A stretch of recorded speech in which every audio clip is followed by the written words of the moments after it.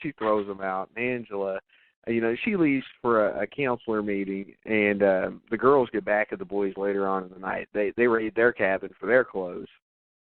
Angela walks in, finding Mare showing off her tits, saying, she's like, you better give me back my bra, you're going to see a whole lot of this. And then she shows her tits. Remember that?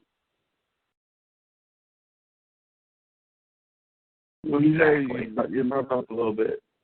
Yeah. I broke up. Yeah, or I broke up.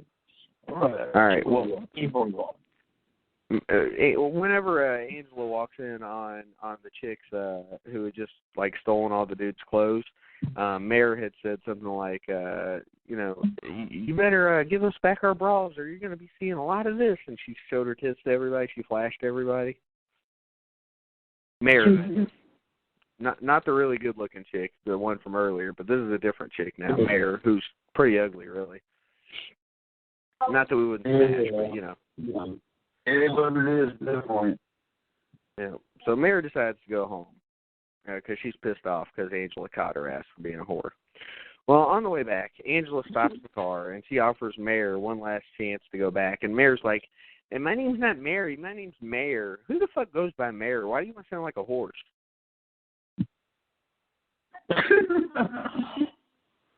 Stupid. I don't know. Well, Angela gives her one last chance to go back and apologize, and Mare's like, I'd rather die, and Angela's like, okay, that can be arranged, and like, she's like, what are you looking for, a gun? She's like, no, a power drill, and fucking drills her right in the head. It was pretty sweet. You get blood everywhere, but you don't really get to see her drill her, but you do get the perspective of the drill, and the blood flying in Angela's face. It's almost like Angela didn't want to have to do it, but she did anyway because it needed to be done. Because Mare's a dumbass. Yeah. Well, the next day, Angela finds Charlie and Emilio looking at naked pictures. I didn't even know these dudes had names. They're just little kid perverts to me. And then one of them had a side view of Angela, like in her bra, and Angela was all pissed off about it. So later that night, some of the teenage boys go out to scare Angela, and they're dressing up like Freddy Krueger and Jason Voorhees, right? I see, they made the glove and they made the mask or whatever. And so, Vic, you're going to be happy about this scene because, the plan backfires because Angela fucking dresses up like Leatherface. And not only does she kill old Freddy there, well, she uses Freddy's glove to kill Freddy. She kills old Jason with the chainsaw right through his fucking skull. Oh, by the way, Jason was black, wasn't he? So there was was he? Yeah, there were two black campers, weren't there? Yeah. We progressed throughout the years, man. We got some blackers around. Yeah. What the hell's going on? Some racial diversity. Instead of Guidos, we get blackguards. Yeah, we progressed. Yeah. So no Jason Saint at IWA anymore, huh? I have to say I don't care. I love it. Good. He pisses me off. He's a bum. All right. He unblocked me just because he can't do anything, I guess. But I didn't get him for this. But he unblocked me. So let's go back to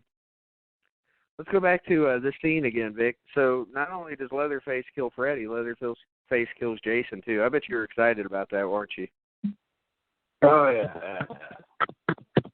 But you know what's great is that Leatherface was played by a woman who used to be a man. Sounds kind of familiar, right? Texas Chainsaw Next Generation. We're being funny today, sir. It was a big setup for you, sir. Which Desmond am I talking to? Say what? I said, which Desmond am I talking to right now? Sorry about that. The Queen. The Queen Desmond? No, the Queen James. That dude loves throwing on you. He does. Are you a bronze sexual, Vic? Do I? Are you a bronze sexual? I don't even know what that is, but I'm going to have to say no. A bronze sexual is a man who defends everything LeBron does and acts like he's the greatest of all time. I don't know, he kind of is, but no. I mean, that's not crazy. That's not a And Jordan. And I'm not even a Jordan fan, so let's not everybody get up in an uproar here. I don't fucking care about Jordan one way or another. I hated Jordan just like Vic. Yeah. Jordan. All right, so anyway, the next day, Angela sets up a trap for Allie Burgess. And this is the whore. This is the whore with the big tits. By the way, this chick's awesome. You know that? She's fucking everybody. Not me, she needs to. Not only was she fucking everybody, she was intensely fucking everybody. Oh, yeah. She was getting it in. What was great was that she got off one dude's dick. She's like, "Oh, that was great. I'll see you later." And then she goes and she's ready to go fuck this other guy. And she had just fucked another dude the night before. The best part was she looked down at him and she's like, "You don't have AIDS or anything, do you?" After she did it. That's how I always check afterwards. And then I pour mouthwash on my dick. And he's just laying like there Ryder Strong. What just happened? He's just laying there what just happened? It was pretty exciting. Shut up, stupid ass dog.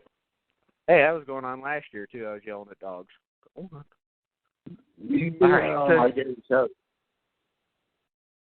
so she makes this fake note for this chick saying that Molly's boyfriend. Molly, by the way, is like the main chick of the movie. Even though Angela is really the star of this movie, Molly's like the virgin girl in this movie. And she's pretty cute, too, to be honest with you. Yeah. So she gets this fake note saying that she wants to meet, Sean wants to meet her in the woods, and Allie arrives, and Angela stabs her in the back a couple times, shoves her into an outhouse, and this is kind of a weak kill, but it's fucking gruesome, really, because she pushes her inside the outhouse, then she pushes her inside the hole, which is full of feces, urine, and leeches, and she fucking drowns her in this thing. It's kind of brutal in its own way, but not like ultimate, like very violent so much as it is just fucking gross, Yeah, it's like, it's kind of horrible, for real. Yeah. It's foul.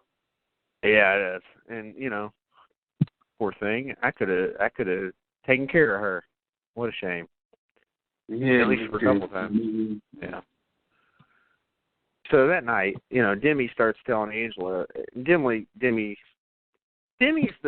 the Lark Voorhees chick, Lisa Turtle. She starts telling her about how Mare's parents told her that she was still at camp, and, she's like talking about how she called all these different chicks, and none of them were there. And Angela's like, she starts looking around the room, and it's kind of a funny scene, because Angela's just looking for different objects to kill her with.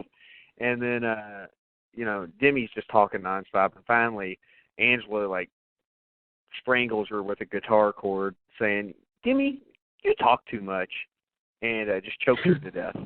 Again, not a especially violent kill, but it was an amusing scene nonetheless. Yeah, for sure. All right. So suddenly, Lee comes in, and Angela stabbed her to death, too. And she's like, "I didn't do anything. Like, this chick didn't do anything wrong." And she's like, "You're going to tell." And so that was her reasoning for her. And so now all we have left of the chicks is Angela and Molly. And since Angela didn't tell Uncle John about her sending home the campers, Uncle John fires her. And, Angela's all sad and emo about the whole thing because, this is like her life, right? Very much so. And this is like her whole deal. I don't know. It's kind of like Robin Williams in 1 Hour Photo. It's like her whole life. Oh, what a horrible movie. Troy hates that movie too. I didn't mind it so much, but I wouldn't really want to watch it too many times. It's disturbing. It was. Like, I don't know, man. I don't know. It was like depressing. Well, Molly starts feeling bad for Angela, so she tells Sean, to help her go cheer her up. And when they go to talk to her, they find her hiding place, and they discover the dead bodies of everyone that had been killed. It was like Jason Voorhees' shack from Part 2, wasn't it? He really was, yeah. It was crazy. Angela suddenly pops up behind them. She knocks Sean up and then ties those two up. So these two are all tied up. And then, back at camp, you get Rob, who's Sean's best friend and the one that was fucking Allie earlier. He tells TC about Molly and Sean's disappearances. So TC goes off to find Angela. TC's got this mullet, and he's got blonde hair, and apparently he was on soap operas. That's what I understand, Vic. Yes. So this guy, he goes into the cabin. He comes in, and Angela greets him with battery acid in the face, which is funny because he had told a story earlier that somebody stole his battery from his car and fucked his face up, dude, and that was the end of him. So TC's done. That's probably the best kill of the whole movie, if you ask me. Just my opinion. Because it was, I don't know. It was only one of the ones where you got a whole lot of gore, I think. So this dude, he gets the acid right in the face, and she's like, I knew your battery would come in handy. And,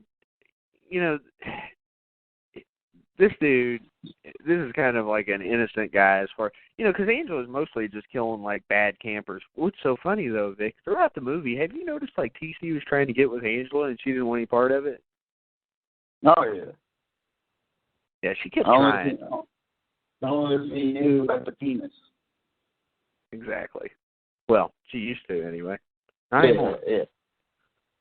Yeah. Because Sean realizes that Angela is actually Peter Baker, who she was originally, the 14-year-old transsexual killer from the previous film. And Angela reveals that after 2 years of electroshock therapy and a sex change operation, she was released for having good records from doctors. I think she even said, like, clergy, too. And then Angela proceeds to fucking cut his head off with a machete. That's pretty sweet. That bride said, I'm all cured. I wouldn't be released if I wasn't cured. Exactly. Yeah, clearly they know what's going on. Yep, killing everybody. Yeah, took his head right off. And it was funny because if you watch the movie, he's got his, like, neck stuck all the way out. And that's how they told him to do it.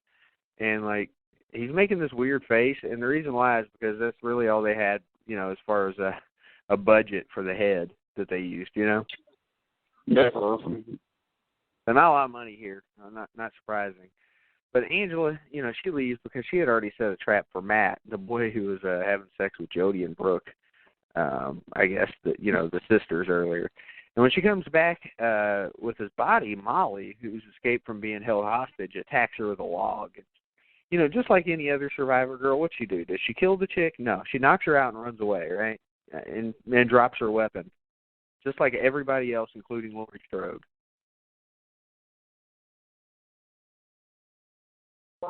And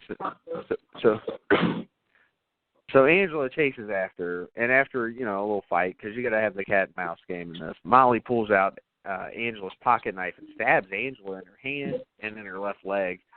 And Angela's still coming after her, and Molly, who's standing near a ledge, falls over, and apparently she's dead. She fell on these rocks.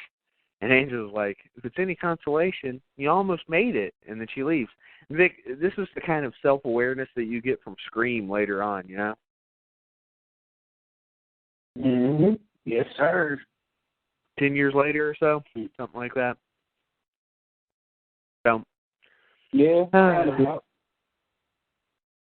Later that night, Diane, another camp counselor who looks like a dyke, finds Charlie and Emilio, and they killed the kids, dude. They killed the kids. Not too many movies with the balls to do it, but Sleepaway Camp 1 and 2, they did it. These That's kids, Halloween 3 too. Yeah, exactly. Halloween 3, The Blob. They kill the kids, man. It doesn't happen very often, but this movie had the balls to do it.